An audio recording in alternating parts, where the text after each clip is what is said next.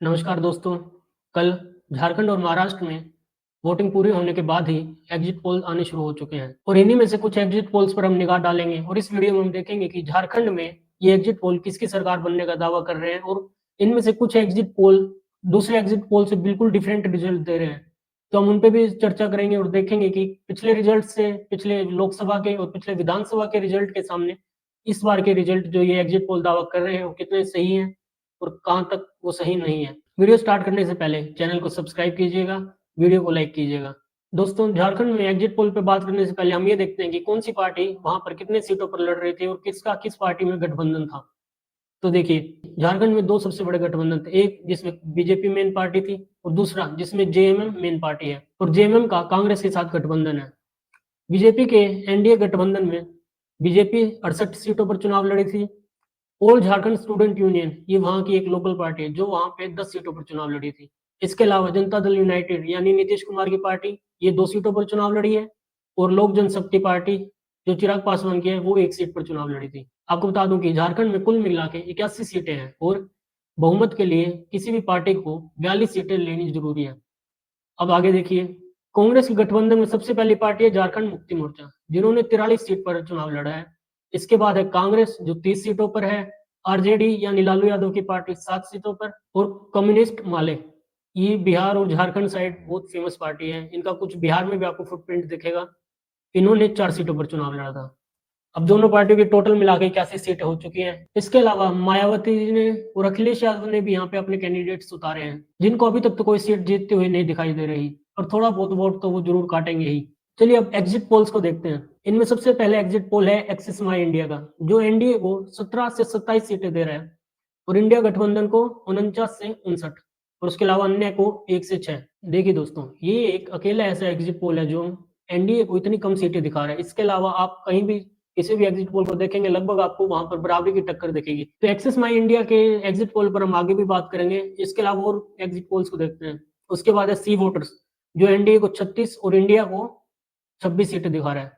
इसके अलावा ये अदर्स को 19 दिखा रहे हैं। देखिए दोस्तों, मैंने इनके ट्विटर पेज पर जाकर देखा तो इनका कहना है कि 19 सीटें अनडिसाइडेड है। तो ये ऐसा नहीं है कि अदर्स को जाएंगी, ये इन्होंने अनडिसाइडेड रखी है, इसलिए इन्होंने दोनों गठबंधन को इतनी कम कम सीटें दी है। और इन अदर्स की 19 सीटों में भी इनका मानना है कि बीजेपी ज्यादातर पर जीत हासिल कर सकती है, तो ये भी किसी तरह बीजेपी की सरकार वहां बनते दिखा रहे हैं। उसके बाद टाइम्स नाउ, इन्होंने 40 से 44 एनडीए को और इंडिया को 30 से 40।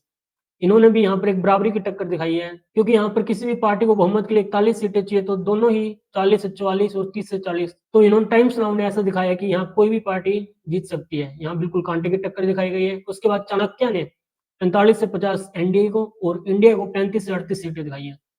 मतलब ये यहाँ पर बीजेपी की बहुमत से बिल्कुल कंफर्टेबल मेजोरिटी से सरकार बनते हुए दिखा रहे हैं। इसके बाद जीटीवी ने 36 से 41 एनडीए को और 39 से 44 इंडिया को। ये भी यहाँ पर बराबरी की टक्कर बता रहे हैं, पर इनका कहना है कि यहाँ पर एज इंडिया गठबंधन को रहेगा।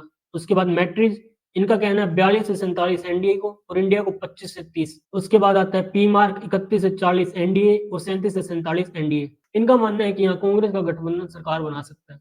इसके बाद पीपल्स पल्स, इन्होंने 44 से 53 एनडीए को और 25 से 37 इंडिया गठबंधन को दिखाया। ये भी बिल्कुल कंफर्टेबल मेजोरिटी के साथ बीजेपी की सरकार बनते दिखा रहे हैं। तो दोस्तों, इन एग्जिट पोल में सिर्फ एक्सिस माई इंडिया को छोड़कर जितने भी एग्जिट पोल है वो या तो बहुत कांटे की टक्कर दिखा रहे हैं या फिर बीजेपी को एज दिखा रहे हैं। कुछ एक दो एग्जिट पोल होंगे जो कह रहे हैं कि यहाँ पर इंडिया गठबंधन को एज है, बाकी यहाँ पर कांटे की टक्कर दिखाई जा रही है। तो देखने लायक होगा कि यहाँ का चुनाव रिजल्ट क्या आता है एग्जिट। अब बात करते हैं एक्सिस माई इंडिया के एग्जिट पोल पर।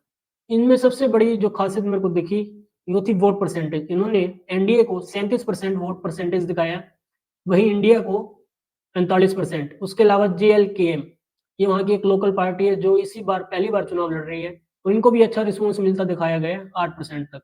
उसके अलावा अदर्स को 10%। इनका कहना है कि 18% तक वोट परसेंटेज अदर्स लोग ले जाएंगे। जो आज की जो राजनीति है, जिस तरह हमने हरियाणा में भी देखा, हरियाणा में पहले लगभग 10 लोग निर्दलीय जीत कर आ जाते थे, पर इस बार हरियाणा में 85 सीटें बीजेपी और कांग्रेस में बंट गई थी और वहां पर भी पूरा मामला बाइपोलर हो गया। हरियाणा की भी कई लोकल पार्टीज का पूरी तरह से सुपड़ा साफ हो चुका है।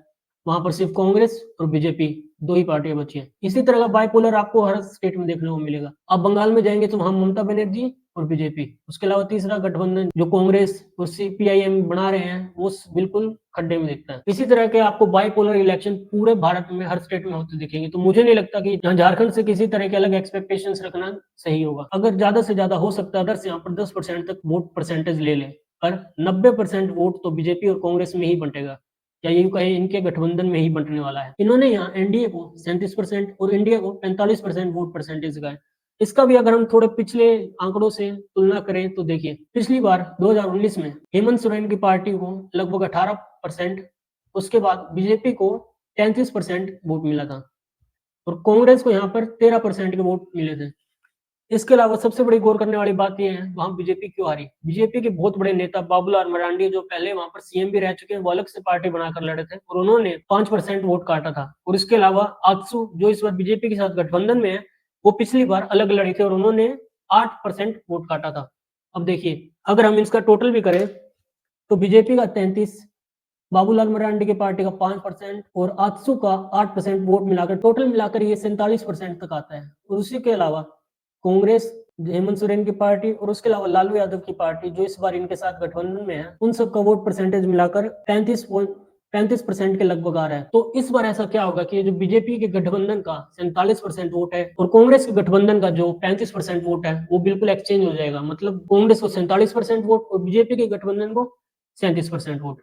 ये तो कहीं पे जायज नहीं लगता। इसके अलावा मैंने लोकसभा चुनाव के भी रिजल्ट देखे हैं, उनमें बीजेपी के गठबंधन को 47% और कांग्रेस के गठबंधन को 39% वोट मिला था। तो ऐसा 6 महीने में क्या हो चुका है जो ये वोट बिल्कुल एक्सचेंज हो जाएगा कि बीजेपी 37% पे आ जाएगी, कांग्रेस का गठबंधन 45% पर। ये किसी तरह से देखने में भी जायज नहीं लगता और ना ही वहां से चुनाव के दौरान ऐसी कोई खबर आई हो कि बहुत बड़ी उलटफेर वहां पर हो रही है। तो मुझे जो लगता है इस बार भी बीजेपी वहां पर कंफर्टेबल मेजोरिटी तो नहीं पर कांटे की टक्कर में सरकार बना लेगी। और ऐसा भी हो सकता है कि किसी भी गठबंधन को बहुमत ना आए और जयराम महतो जो एक अपनी अलग पार्टी बनाकर पहली बार चुनाव में खड़े हुए हैं, वो कुछ 1-2 सीटें लाए और उनके सहारे सरकार बनानी पड़े। पर एक्सिस माई इंडिया जो ये दिखा रहा है कि यहाँ पर कांग्रेस को बिल्कुल कंफर्टेबल मेजोरिटी से गवर्नमेंट बनाने का मौका मिलेगा, वो कहीं भी सही नहीं लगता। आपकी इस बारे में क्या राय है? अपनी राय कमेंट्स में बताएं। इसके अलावा आपको कौन लगता है वहां कौन जीतेगा, इसके बारे में भी अपनी राय लिखें।